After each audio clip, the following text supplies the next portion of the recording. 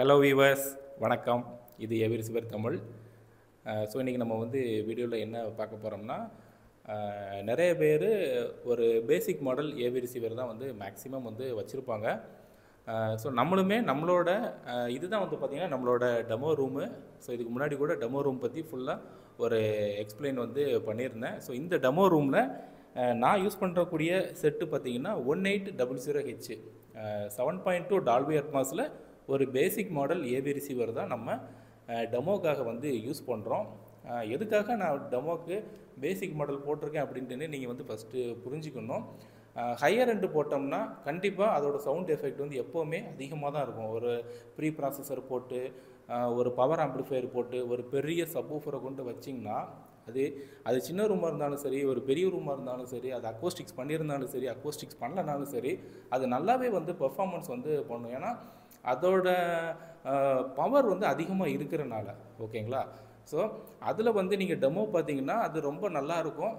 ஆனால் அதே இது அந்த ஃபீல்டில் நீங்கள் வீட்டுக்கு போயிட்டு உங்களோட ஏவி ரிசீவரில் நீங்கள் வந்து ஒரு மிடில் செக்மெண்ட்டில் ஒரு ஏவி ரிசீவர் வந்து வாங்கியிருப்பீங்க. ஸோ அந்த ஃபீலை நீங்கள் மைண்டில் வச்சுக்கிட்டு உங்களோட ஏவி ரிசீவர் வந்து பேசிக் மாடலில் இருக்கக்கூடிய ஏவி ரிசீவரை நீங்கள் வீட்டில் போயிட்டு கேட்க போகும்போது ரொம்ப சப்புன்னு இருந்த மாதிரிக்கு இருக்கும், ஓகேங்களா. ஸோ அதனால தான் நான் வந்து ஹையர் எண்டில் எதுவுமே இங்கே போடாமல் இருக்கிறதுலே வந்து பார்த்திங்கன்னா லோயர் எண்டில் வந்து போட்டிருக்கேன். ஸோ இந்த லோயர் எண்டில் எவ்வளோத்துக்குள்ளே இம்ப்ரூவ்மெண்ட்டான ஒரு சவுண்டை வந்து கொடுக்க முடியும் அப்படிங்கிறத நீங்கள் வந்து பார்க்கணும். இங்கே வந்து டெமோ வந்து பார்த்தீங்கன்னா தான் அதோட எஃபெக்ட் எப்படி இருக்குது அப்படிங்கிறது உங்களுக்கு வந்து தெரிய வரும். ஸோ அந்த லெவலுக்கு இந்த ஏவி ரிசீவருமே வந்து பெர்ஃபார்ம் பண்ணணும் அப்படிங்கிறத காட்டுறதுக்காக தான் நான் வந்து ஒரு பேசிக் மாடல் வந்து போட்டிருக்கிறேன். நம்மளோட ரூமோட சைஸ் வந்து பார்த்திங்கன்னா 20 அடி லென்த்து, அகலம் பார்த்திங்கன்னா 11 அடி அகலம் இருக்கும், ஓகேங்களா. ஸோ 20க்கு 11 தான் நம்மளோட லென்த்து.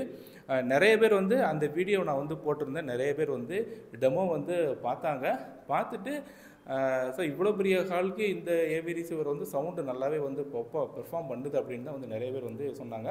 ஆனால் வந்தவங்க எல்லாருமே என்கிட்ட சொன்ன விஷயம் என்ன அப்படின்னு பார்த்தீங்கன்னா, சார் நான் மற்றவங்கக்கிட்ட கால் பண்ணி கேட்டோம்னா எங்களோட ரூம் சைஸை சொன்னோம்னா உடனே இந்த மாதிரி பேசிக் மாடல் வந்து செட் ஆகாது அப்படின்னு தான் வந்து நிறைய பேர் வந்து சொல்கிறாங்க. ஆனால் உங்களோட இடத்துல லைவாக வந்து பார்த்த பிறகு தான் தெரியுது ஒரு ஏவிஆர் வந்து பேசிக் மாடல் ஏவிஆர் கூட எந்த மாதிரி வந்து பெர்ஃபார்ம் பண்ணணும் அப்படிங்கிறது நான் வந்து லைவாக வந்து ஃபீல் பண்ணியிருக்கிறேன் அப்படின்ட்டு வந்து சொல்லியிருந்தாங்க. தென் இந்த மாதிரி நம்ம அக்கோஸ்டிக்ஸ் வந்து பார்த்திங்கன்னா வால்பேப்பர் வந்து ஒட்டியிருந்தோம். ஸோ இதையுமே வந்து நிறைய பேர் வந்து பார்த்துட்டு எல்லாருமே நல்லா இருக்குது அப்படிங்கிற மாதிரி தான் வந்து சொன்னாங்க. லோ பட்ஜெட்டில் நம்ம மேக்ஸிமம் வந்து பார்த்திங்கன்னா எக்கோ வராமல் எப்படி தடுக்க முடியும் அப்படிங்கிறதையுமே நான் அந்த வீடியோவில் வந்து சொல்லியிருந்திருப்பேன். ஸோ உங்களுக்கு இங்கே நீங்கள் மதுரையை சுற்றி யாராச்சும் டெமோ பார்க்கணுன்னு நினச்சிங்கன்னா கூட தாராளமாக டெமோ வந்து நம்ம அரேஞ்ச்மெண்ட் வந்து பண்ணி கொடுக்கலாம், ஓகேவா. தென் இப்போ எதுக்காக அப்படின்னு பார்த்தீங்கன்னா இந்த வீடியோ 1800 தான் எனக்கு தெரிஞ்சு நிறைய பேர் வந்து வச்சுருக்காங்க. ஏன்னா கால் பண்ணி கேட்டவங்க நிறைய பேர் வந்து 1800 வச்சுருக்கேன் சார், நான் வந்து பார்க்கலாமா அப்படின்னு தான் வந்து நிறைய பேர் வந்து கேட்டாங்க. ஸோ அவங்களுக்கெல்லாம் ஒரு பேசிக்காக ஏவி ரிசீவரில் எந்தெந்த இதெல்லாம் வந்து செட் பண்ணோம்னா கொஞ்சம் ஆடியோ வந்து கிளாரிட்டியாக கிடைக்கும் அப்படின்ட்டுன்னு அதான் அதை பற்றின உள்ள வீடியோ தான் இது. ஸோ இந்த ஏவிஆர் வந்து பார்த்திங்கன்னா நம்ம லேப்டாப் வச்சு கேலிப்ரேஷன் வந்து பண்ணி கொடுத்துருக்குறோம்.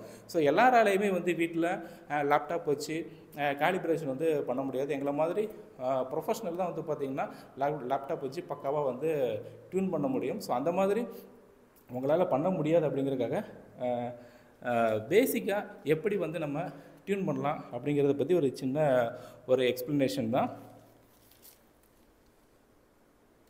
ஸோ நம்ம சேனல் பார்த்திங்கன்னா AV receiver Tamil.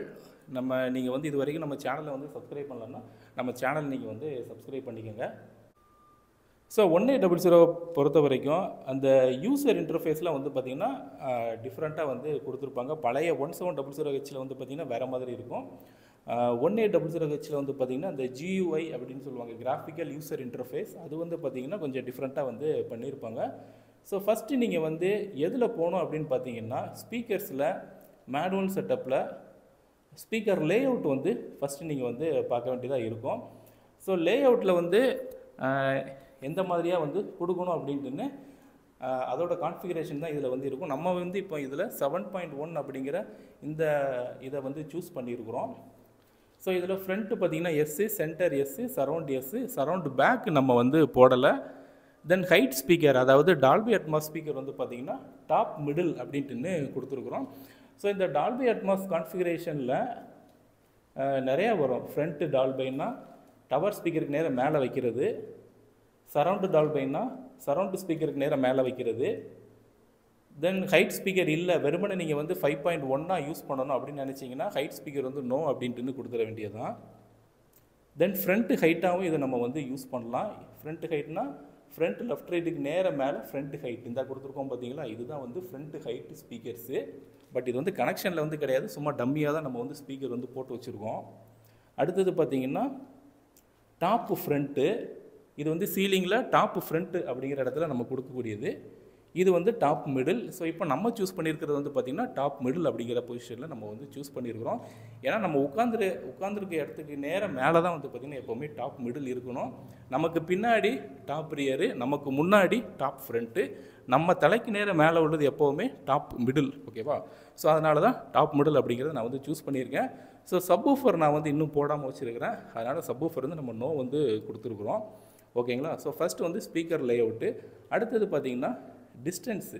So distance வந்து பார்த்திங்கன்னா நம்ம உட்காந்துருக்கிற இடத்துல இருந்து ஒவ்வொரு ஸ்பீக்கரும் எவ்வளோ டிஸ்டன்ஸில் இருக்குது அப்படிங்கிறத நீங்கள் மேனுவலாக ஒரு டேப்பை வச்சு அளந்து கூட நீங்கள் இதில் வந்து ஃபிட் பண்ணிக்கலாம். இப்போ ஃப்ரண்ட் லெஃப்ட் அப்படின்னு பார்த்தீங்கன்னா இது டிஃபால்ட் வேல்யூவில் வந்து செட் ஆகிருக்குது. நான் எதுவுமே சேஞ்சஸ் வந்து பண்ணாமல் வச்சுருக்கிறேன். ஸோ நீங்கள் உட்காந்துருக்கிற ஒரு சோஃபாலேருந்து உட்காந்துக்கிட்டு நீங்கள் ஒரு டேப்பை உங்கள் மூக்குக்கு நேராக பிடிச்சிக்கிட்டு அந்த டேப்லேருந்து இந்த ஃப்ரண்ட் லெஃப்ட் ஸ்பீக்கர் வந்து எவ்வளோ தூரம் இருக்குது அப்படிங்கிறத அளவு பார்த்து கரெக்டாக நீங்கள் இதை வந்து ஃபிட் பண்ணிக்கணும். அதே மாதிரி எல்லா ஸ்பீக்கருக்குமே இந்த மாதிரி நீங்கள் வந்து டிஸ்டன்ஸை வந்து செட் பண்ணிக்கோங்க. அப்படின்னா தான் ஏவிஆருக்கு ஒவ்வொரு ஸ்பீக்கரும் எவ்வளோ டிஸ்டன்ஸில் இருக்குது அப்படிங்கிறது கரெக்டாக வந்து தெரிய வரும். ஓகேவா?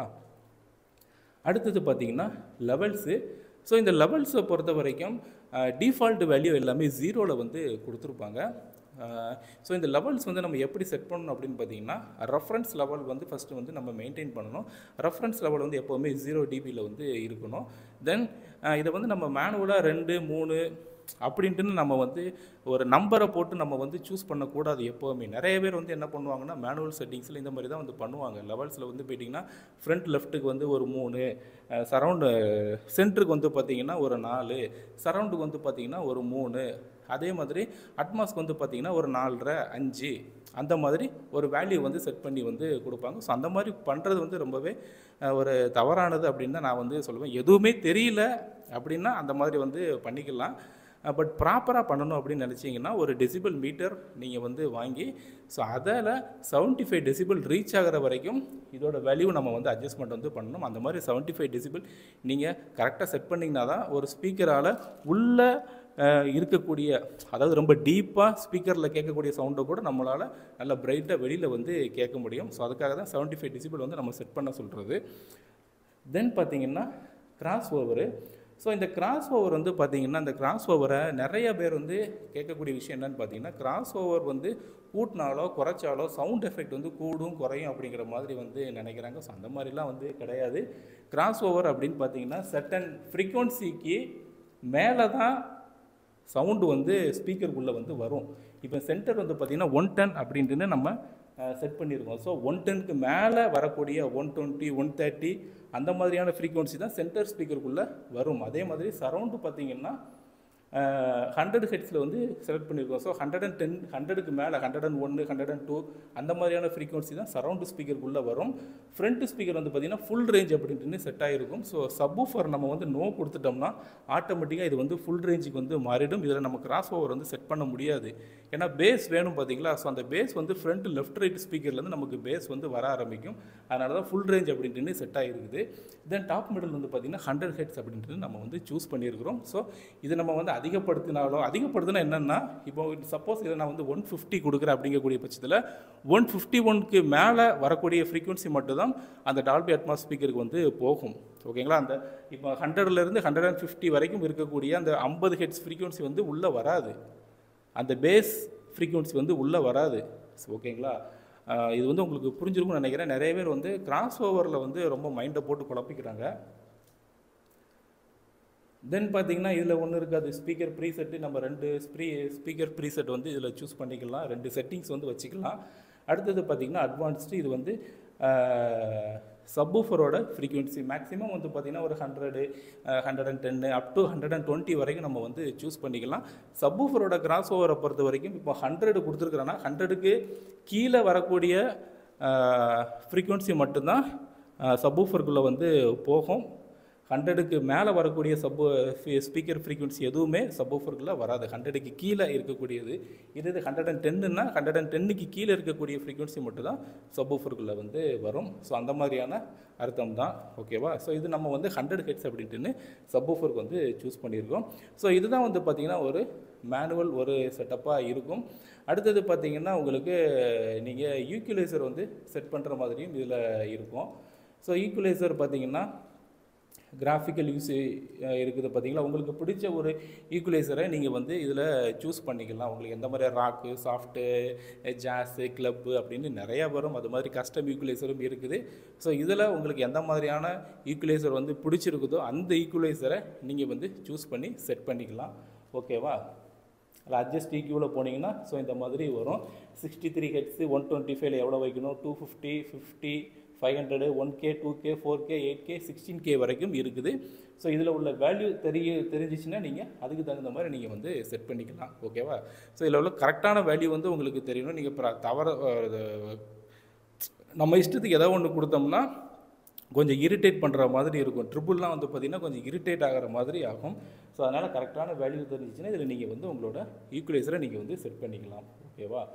ஓகே வியூவர்ஸ், ஆல்மோஸ்ட் இப்போது ஒரு சிம்பிளான ஒரு செட்டப் வந்து எப்படி ஏவிஆரில் பண்ணணும் அப்படின்ட்டுன்னு ஒரு ஹிண்ட் மாதிரி உங்களுக்கு வந்து கொடுத்துருக்குறேன். ஸோ உங்களோட ஏவிஆரில் நீங்களும் எப்படி இருக்குது அப்படிங்கிறத ஒரு தடவை செக் பண்ணி பார்த்துக்கோங்க. ஓகே வியூவர்ஸ், இந்த வீடியோ வந்து பிடிச்சுன்னு நினைக்கிறேன். வீடியோ பிடிச்சிச்சின்னு சேனலையும் சப்ஸ்கிரைப் பண்ணிக்கோங்க. கேலிப்ரேஷன் ரிலேட்டடாக என்னை வந்து காண்டாக்ட் பண்ணணும் அப்படின்னு நினச்சிங்கனாலும் காண்டாக்ட் வந்து பண்ணிக்கோங்க. ஏன்னா கேலிப்ரேஷன் நம்ம வந்து லேப்டாப்பில் வந்து பண்ணி கொடுத்துக்கிட்டு இருக்கிறோம். உங்களுக்கு நீடு இருந்துச்சுன்னா என்னை வந்து காண்டாக்ட் பண்ணிக்கோங்க. அதோடு மட்டும் இல்லாமல் ஏவிஆர் சேல்ஸு அண்டு சர்வீஸும் வந்து பண்ணி கொடுத்துக்கிட்டு இருக்கிறோம். உங்களுக்கு சர்வீஸ் ஓரியன்டாக எதுவும் தேவைப்பட்டுச்சுனாலும் என்னை வந்து காண்டாக்ட் பண்ணிக்கலாம். மீண்டும் அடுத்த வீடியோவில் சந்திக்கலாம். தேங்க்யூ.